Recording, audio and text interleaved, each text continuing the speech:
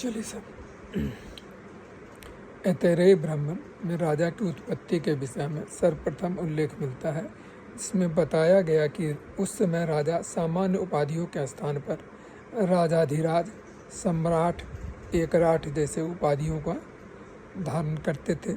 छंदोग्य उपनिषद तथा केनोपनिषद का संबंध सामवेद संहिता से है, जबकि प्रश्नोपनिषद और मुंडकोपनिषद का संबंध अथर्ववेद संहिता से है तथा ऐतरेयोपनिषद का संबंध ऋग्वेद संहिता से है।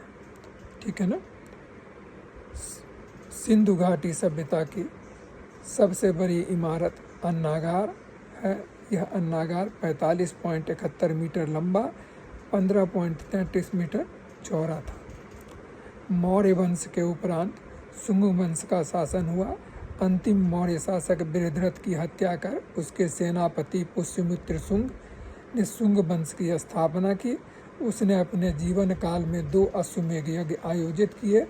बौद्ध साहित्य पुष्यमित्र को बौद्ध विहारों को नष्ट करने के कारण बौद्ध द्रोही बताता है। ठीक है। मौर्य शासन और उसके कुछ अधिकारी को भी समझ लेते हैं।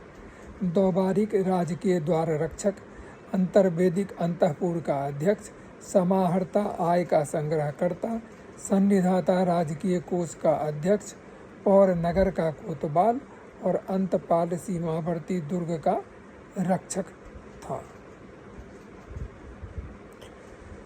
चोल प्रशासन की प्रमुख विशेषता स्वायत्त शासी ग्राम प्रशासन थी। उनके अभिलेखों में 3 प्रकार की ग्राम सभाओं का उल्लेख था, जो इस प्रकार है। पूर्व सभा तथा नगरम। पूर्व सर्वसाधारण लोगों की सभा थी, जबकि सभा अग्रहार ब्राह्मणों की संस्था थी, और नगरम जो था व्यापारियों की समिति थी। ठीक है ना। गुप्त काल को साहित्य, विज्ञान और कला की प्रगति के कारण क्लासिकल युग कहा जाता है। इस काल में ही संस्कृत राजभाषा के रूप में विकसित हुई। कला के विविध पक्षों, वास्तु, तक्षण, चित्र आदि का सम्यक विकास हुआ। गुप्त काल में ही आर्यभट्ट तथा बराहमीर जैसे जगत प्रसिद्ध गणितज्ञ और ज्योतिषाचार्य हुए। ठीक है ना। गांधार यह आधुनिक पेशावर और रावलपिंडी के इलाके में स्थित था। इसकी राजधानी तक्षशिला जो कि प्राचीन काल में विद्या और व्यापार का बहुत ही प्रसिद्ध केंद्र था।